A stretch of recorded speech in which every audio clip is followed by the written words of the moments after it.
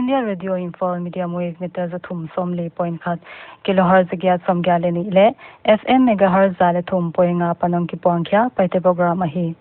Tunin Thuthak Lakkhawm Simna Le Ngaihkhiakna ten Phatna la kilom tak tak nahon tel hom tel Ngaihna inei dingu Lateel amasapen dingin Amah Muanding chila Tracy Ngaihching sak Dea hon tel tu te Nulam ka Hebron venga pan Upa hau khan thangle in kwantele R&D winga omne nemin limlak o group member te ngai dia ahon tel ahi ingai dingu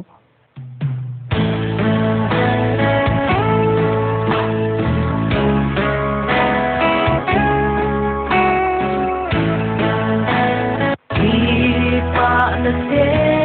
ahong betia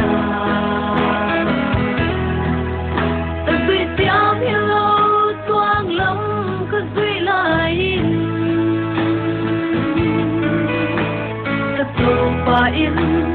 a hunting Jesu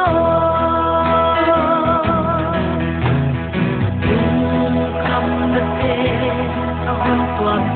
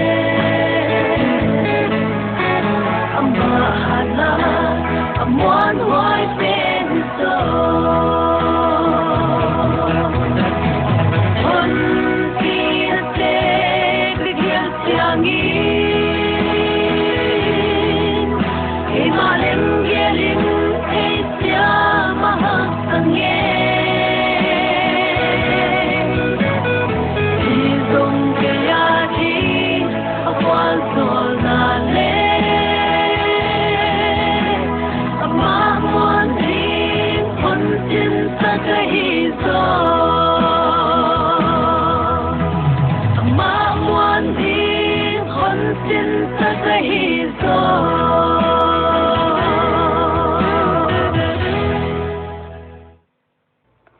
All India Radio Imphal Christy Mawibiaksang Thuthak Lakkhawm Asim Asama District Kwate Apan Milak ni Evelyn Tuilian Tuako A Luikhen Khat Danger Level Pel in Luanga Tuilian in Haichi Tam Takleng Susiahi District nga a Relief Camp ki Bolte A Tulelin Mi Sing Khat Val Omo A Tuilian in Tuinak le Lampiling Susia in NDRF le SDRF team te Tuilian Thuakte Panpi na na semin Naktakin Panlalelu Assam Chief Minister in video conference tungtonin Guwahati a Tuilian tungtang velchet na niya akisay piti kya nga relief piagdidan ngai to adingin thupia uchibang kom kala Assam Sorkalin state capital muna coronavirus dodal na apai hoi zel de na in Guwahati a COVID-19 counseling center somthum lekhat honbia ahi dan health minister Himanta Biswa Sarma in Hilchian Meghalaya Deputy Chief Minister Preston Tinsong in Phaipi in Dan Kala Hinutrap National Liberation Council teto kihoding hapantaka asompen state sorkalin kolta di din theisak state sorkal thutan nalak akip danling taklang help polten yamgam na top san leu lemna kong twa changin ki hong panding ahi dan song gen chian malnutrition ansia nek jaka taksa cha nale maternal mortality nauni so asi na te do dal na dingin Tripura Sorkalin scheme thak Mukhya Mantri Matru Pushti Uphan Kichi Khakhya a ya scheme tungtonin naw pai lai tele naw noi pe lai te kyanga nutrition kit pyakhiding he kit khatin zanga man hi a mi sing li ten ham phat pi dingwa gintat a hi to Minister for Social Welfare and Social Education Santana Chakma in Taklang Sikkim Chief Minister Prem Singh Tamang in Galwan Valley a Chinese Army teto kinok to ana si na tuak Jawan somni te sungte kyanga sum lakhat cia pyak chiam tha se paite za na pyakuna Chief Minister in gamle namadinga kipyate kipyak na thupi ahi danle chikma chianga amang nino loading chiamte thamthil ahi dan gena amaute jaka gambit ahi dan lenggen he Governor Ganga Prasad in mipiten leng amaute to pangkhoma gamle nam hombit ding ahi dan taklang amaute phogi gena in Sikkim Armed Police ten thauka pa za na pyakbana minute ni dai di den omo he Arunachal Pradesh official apan thutut kinga danin Itanagar a numeina upangkhat wazuk jaka leitol in vuka kumsom thummi pasal khatleng ngabeng lai tu in tai hi amau gelin si na twa ko hi Chief Minister Pema Khandu in si na twak naw pangnume sungte kyanga jangna dopna sum lakli pyak cham a wazuk jaka si na twak twate to simin state sunga tu kominli phata chi in thuswakin taklang Mizoram a COVID-19 ve mi gukte damswa to kitonin tutanin damswa za somthum phata chi in official thuswakin gen tulelin state sunga active case zale somlenga omlaya adamswa mi thumte scholarship apat he in ni te aizola patle khat khosol district apat he amaute in akal khat sung et khya khilai ding o tuni in longklai district apan damlo gyate ani veina dinga test negative a hi sakun hospital apat pot sakhidingu a apo to kitonin damsianga pon hingal dingu chi in official thuswakin taklang tunia dinga thutak Lakkhawm isim the yaiteng a hi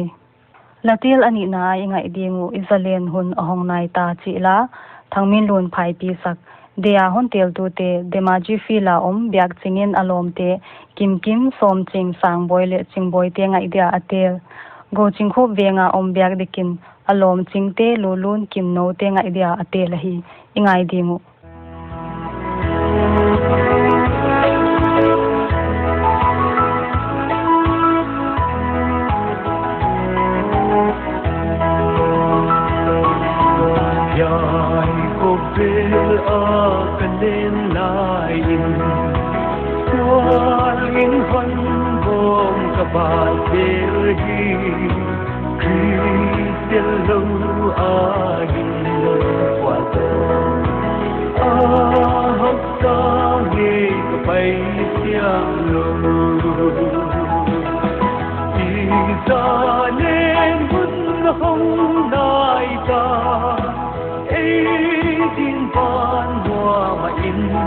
ông hi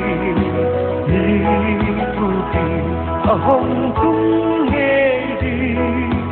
tô lâu đi ô tô lâu đi nun bay đông lê lung ai chê ô na dan băng Tang tang ta ka lung ai mang ba na te tun tel in ko patian kia I Zalen kun na hong Naita dim ban wa ma in om hi tu pi hồng tung nghe đi tô lâu đi ô tô lâu đi dài lấy phố tân cả túp lại cả dấu ba tu hồng tung ta cả mi tê đam na Cô đến hát ca nằm yên hơn thì I Zalen hun hong Naita tin van mùa mà in ông hi tu ti hồng tung nghe đi tô lâu đi ô tô lâu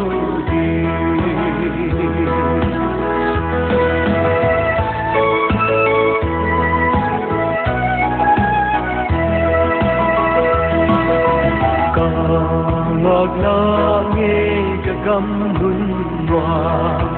lung lấy ca na ông non lu cùng qua nun no to đầu yên ca đêm đi ô là gam hoa I Zalen kun na hong Naita tin van hoa mà in ông hi tu ti hồng tung nghe đi tô lâu đi ô tô lâu đi Lateel athum na ngai dingu Alai Jesu chi la Nunhoih sak Deya hon tel tu te Delhi a om kim ngai te in sungkwan te le lai zomling group member te ngai dia a hon tel lamfela pan lulunin alom te Irene Sarah Charlotte Rose Lun Jenny Rodi le Kimboy te ngai dia a hon tel hi ingai dingu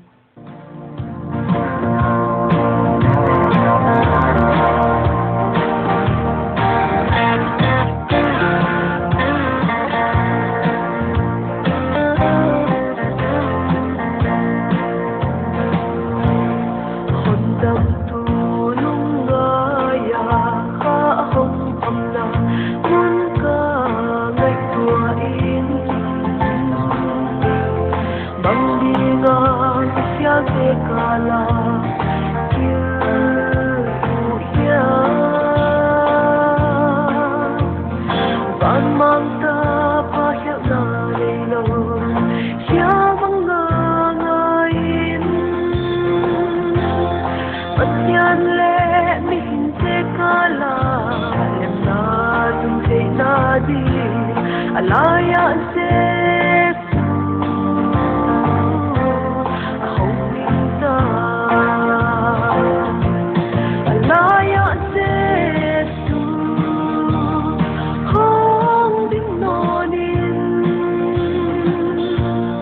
Nam lệ nam chi lệ quang lệ u lệ nao ca la xung quan chi lệ sắp thoáng chi a lep na tuôn na đi Alai Jesu hồng nô đi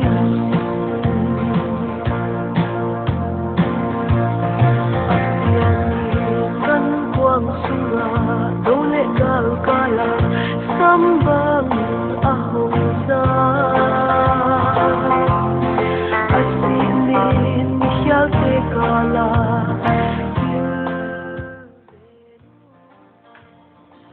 All India Radio Imphal Zingchang in Thuthak Lakkhawm Simna le